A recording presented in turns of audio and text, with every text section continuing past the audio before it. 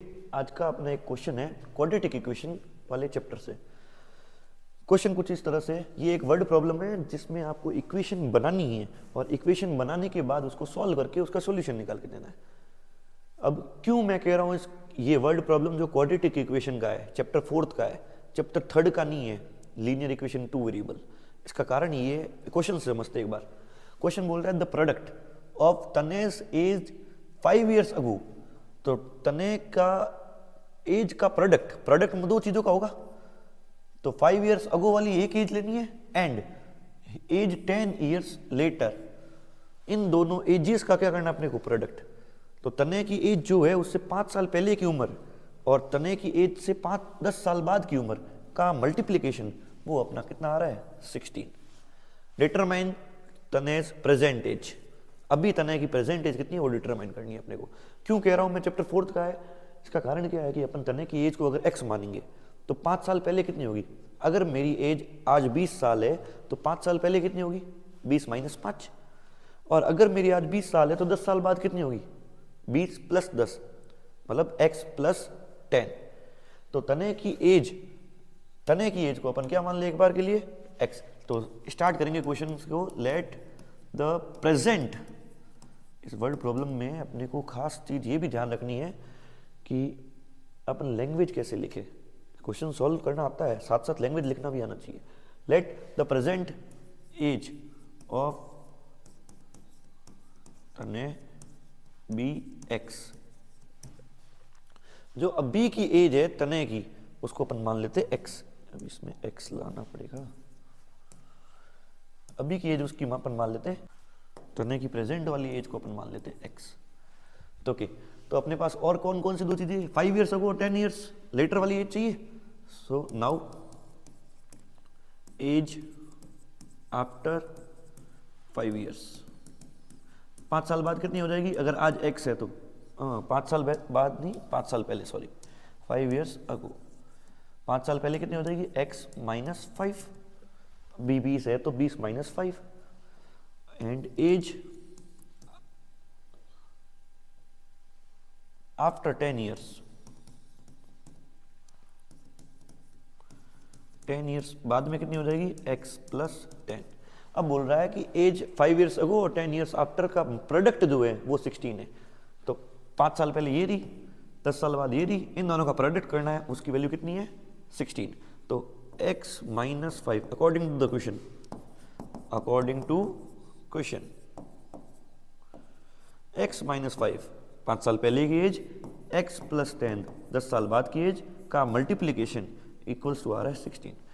अब देख रहे हैं यहाँ पे एक ही वेरिएबल में काम हो रहा है, एक ही वेरिएबल में 5 पहले प्लस ज़्यादा 10, अरिथमेटिक ऑपरेशन किसमें लग रही है, एक ही वेरिएबल में। इसलिए ये जाएगा क्वाड्रेटिक में, क्योंकि मल्टीप्लाई हो रहे हैं यहाँ पे। 2 वेरिएबल में होता तो 3rd चैप्टर में आ जाते, एक ही वेरिएबल में अपना काम हो रहा है। तो मल्टीप्लाई करो इसको, x² - 5x + 10x - 50 = 16। अभी तक अपना है x²। अब इसको कंटिन्यू करते हैं ना, अभी तक आ रहा था x² मल्टीप्लाई करने के बाद -5x + 10x - 50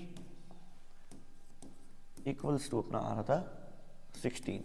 इधर उधर थोड़ा ट्रांसफॉर्म करते हैं, इसको स्टैंडर्ड फॉर्म में लेके आते हैं, जो होता है ax² + bx + c = 0। ये अपनी स्टैंडर्ड क्वाड्रेटिक इक्वेशन होती है। स्टैंडर्ड के लिए क्या चाहिए अपने को, सारी एक साइड चाहिए, इक्वल्स में 0 चाहिए। हमेशा ध्यान रखना, स्टैंडर्ड मिलाना आपको जरूरी है पहले। ओके, x² - 5 + 10 प्लस का 5x -50 और माइनस का 16 = 0। 16 इधर ले आए, x² + 5x - 66 = 0। अब इसका अपन फैक्टराइजेशन कर सकते हैं, या वो सीधराचार्य वाला formula x = -b + -√b² - 4ac/2a। जब इजी लिख रहा है फैक्टर करना तो फैक्टराइजेशन ही करो। फैक्टराइजेशन में क्या करते हैं, वापस याद दिला देते हैं अपन कि जो तुम्हारा c है, ये है ना standard form ax² + bx + c = 0। जो तुम्हारा c है, यहाँ पे अभी c की वैल्यू है -66। c जो है उसके फैक्टर्स करने हैं, और वो फैक्टर्स ऐसे होने चाहिए जिसको ऐड या सब्सट्रैक्ट करके b आना चाहिए अपना bx। सी के फैक्टर्स करके ऐसा होना चाहिए कि वापस भी आना चाहिए मेरे पास। तो सी के फैक्टराइजेशन, अपने फैक्टराइजेशन से फैक्टर कर सकते हैं 66। सबसे पहले इजी से इजी क्या लग रहा है 2, 33, 3, 11 एंड 11। अच्छा प्राइम नंबर्स में आ रहा है। जब जब ऐसा हो ना कि प्राइम नंबर्स ज़्यादा ज़्यादा आ रहे हैं तब फैक्टराइजेशन बहुत इंपॉर्टेंट है, वरना ये वाला फॉर्मूला है अपने पास। कंटिन्यू करते हैं इसको। ओके तो अपने पास फैक्टर आ गए 2, 3 और 11। अब 2, 3, 11 से ऐसे नंबर बनाने हैं 2 जिसको प्लस माइनस करके 5 आ जाए।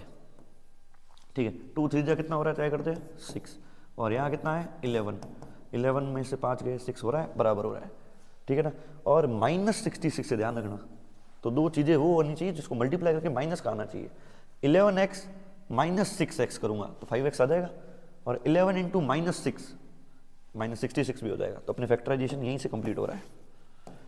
क्या आ रहा है अपने इसके factor x² plus 11x minus 6x, जिसको सब्सट्रैक्ट करके मेरे पास 5x आ रहा है, जिसको मल्टीप्लाई करके -6 एंड 11 को मल्टीप्लाई करके मेरे पास कितना आ रहा है -66। -66 इक्वल्स टू 0। यहाँ पे अब x कॉमन आ रहा है और कुछ कॉमन नहीं आ रहा है, इसके आगे कुछ नहीं है। x प्लस 11, अब जो यहाँ कॉमन आया वो सेम टू सेम यहाँ भी आएगा, एक फैक्टर यहाँ भी सेम टू सेम रिपीट होगा। x प्लस 11, x को किससे मल्टीप्लाई करोगे -6x हो जाए, -6 से। -6x हो रहा है, -x इंटू 11 -66 भी हो रहा है, इक्वल्स टू 0। दो फैक्टर्स मिल गए अपने को, एक हो गया x -6 और एक अपने हो गया x प्लस 11 इक्वल्स टू 0। ये अपने क्वाड्रेटिक के दो फैक्टर्स मिल गए अपने को। अब इन फैक्टर्स को क्या करना है अपने को पता ही है, इक्वल्स टू 0 करना है दो या तो। अच्छा इसकी भी थ्योरी बच्चों को पता नहीं होती है, x -6 x plus 11 equal to 0 को आगे आइदर और करके क्यों सॉल्व करते हैं। इसका कारण है दो नंबर है यहाँ पे, एक x -6 है, एक x प्लस 11 है, दोनों को मल्टीप्लाई करके 0 आ रहा है। दो चीज़ों को मल्टीप्लाई करके 0 आ रहा है, इसका मतलब एक नंबर 0 होगा, या तो ये होगा या तो ये होगा, क्योंकि 0 आंसर लाने का एक ही तरीका है। किसी का भी प्रोडक्ट 0 एक ही तरीके से आ सकता है कि उनमें से एक 0, 10,000 नंबर आप मल्टीप्लाई कर रहे हो, उनमें से एक भी 0 है अगर, तो आंसर 0 हो जाएगा। दो नंबर आप मल्टीप्लाई कर रहे हो, उनका आंसर 0 आ रहा है, मतलब या तो ये 0 है x -6 पूरा, या तो x प्लस 11 पूरा 0 है। तो अपन इसको कंटिन्यू करते हैं। हाँ आइदर और करेंगे यहाँ पे कि भाई मेरे जो दो चीज़ें आ रही थी, या तो x -6 0 होगा या तो x प्लस 11 0 होगा, तभी तो सामने वाला राइट हैंड साइड में मेरे क्या आ रहा था 0। ओके x -6 इक्वल टू 0, तो x की वैल्यू कितनी आ रही है 6। यहाँ से सॉल्व करने से x की वैल्यू -11। x क्या था अपने पास प्रेजेंट एज ऑफ तने। एज कभी नेगेटिव नहीं हो सकती, so it will be discarded, age can not be negative लिख देंगे यहाँ पे, और तो आंसर क्या आ जाएगा x इक्वल टू 6। तो तने की प्रेजेंट एज कितनी हो जाएगी अपने पास 6। This is that.